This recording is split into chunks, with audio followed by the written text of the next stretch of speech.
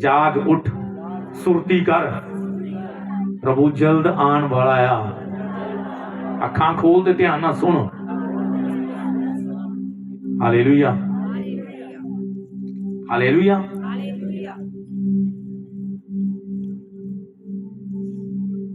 तो बाइबल कहती, हम खोलेंगे रोमिया 9 उसकी 6। संडे का वचन कितनों को याद है? हाथ खड़ा करो। कितनी बहनों को, मेरी बहनों को कितनी को याद है?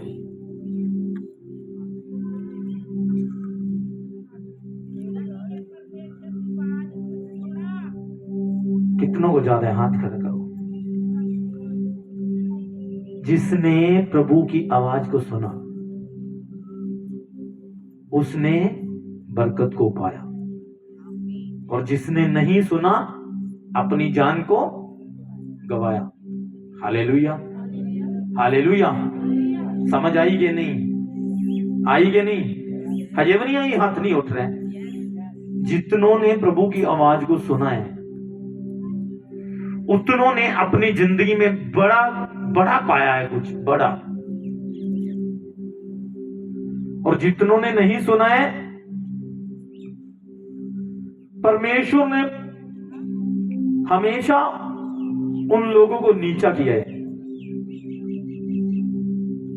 लेकिन बाइबल कहती है परमेश्वर सिर्फ आपको बढ़ाना चाहता है। क्या करना चाहता है? क्या करना चाहता है? कहां लिखा है प्रभु बढ़ाना चाहता है? कितनों को मालूम है कहां लिखा है? कहां लिखा है कि प्रभु आपको बढ़ाना चाहता है? मालूम है? मालूम है? अब सुनो, आपने केस लगा दिया, आप जा रहे हो 307 लगाने के लिए किसी के ऊपर, आपको मालूम ही नहीं है कौन सी धारा लगेगी, कौन सा केस लगाएंगे, कौन से वकील को चुनना है, कैसे जाना है। आप जीत पाओगे? बोलो, जीत पाओगे? आप जैसे ही आपको मालूम होता है कि जहां ये वाली धारा लगेगी, यहां पर लिखा हुआ है एक्ट इतने को इतना, आप बोल रहे हो जज के आगे, अब वकील केस कर रहा है और ठोक रहा है और आपके फेवर में जा रहा है, कारण क्या है? उसको मालूम है कहां क्या लिखा है। Hallelujah, hallelujah. तो बाइबल कहती है रोमिया 9 उसकी 6। डायरी कितनों के पास है? पेन कितनों के पास है? जिनके पास पेन नहीं है, डायरी नहीं है, कौन नहीं ले सकता? हाथ उठाओ,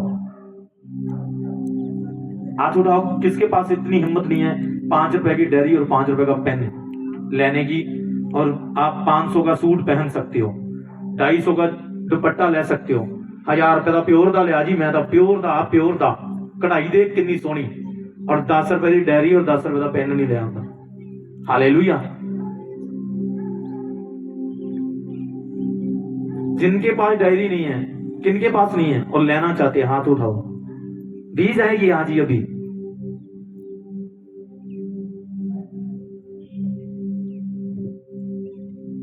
हालेलुया। सुनो, मैं संडे बता रहा था कि जो नोट करेगा वो नोट, कितनों को मालूम है? जो नोट करेगा वो नोट, और जो नोट नहीं करेगा वो नोट नहीं।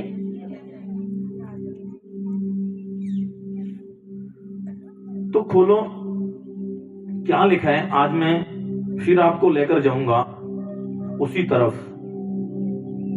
कहता परंतु ये नहीं कि परमेश्वर का वचन टल गया, इसीलिए कि जो इजराइल के वंश हैं वे सब इजरायली नहीं, और ना अब्राहम के वंश होने के कारण सब संतान ठहरे, परंतु लिखा है इसहाक से तेरा वंश कहलाएगा। सब बोलो आमीन। हालेलुया। एक बार फिर पढ़ता हूं मैं।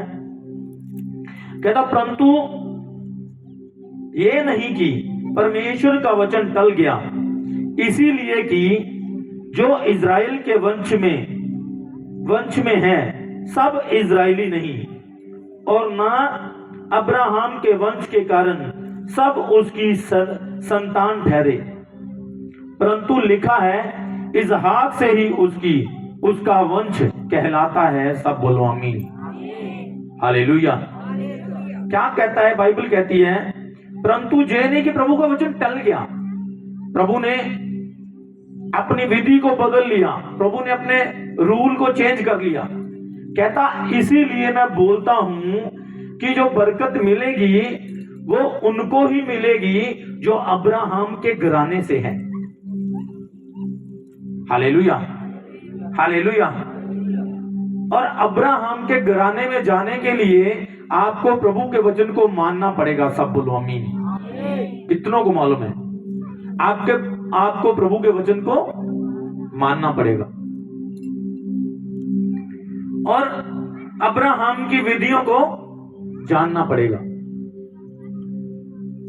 कहता इसलिए नहीं कि आप शरीरक हो, पर जो इसहाक से पैदा हुआ वो ही इजराइली कहलाएगा। सब बोलो आमीन। क्यों? प्रभु कहता है क्या परमेश्वर की ताकत कम होती थी? क्या परमेश्वर दूसरे लोगों को बरकत नहीं दे सकता था?